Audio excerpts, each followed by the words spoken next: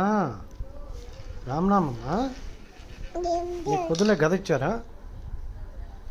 ఊహు. ఏం చేద్దాం అయితే? రాంభజన్ చేద్దామా? సరే ఇప్పుడే చేద్దాం. ఏది నీకు గద చూపి.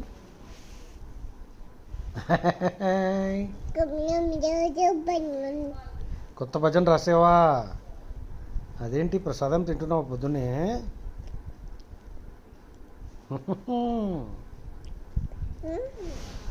గద హనుమంతుడు ఇచ్చాడా నీకు ఆ గద?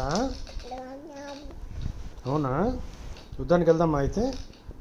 లంక మీదకి పోదాం. లంక అంతా కాల్చి చూద్దాం బెదవా. సీతమ్మని కదా, సీతమ్మని ఎత్తుకుపోయాడు వాడు. పద మనం బయలుదేరదాం ఇప్పుడే. చాలు.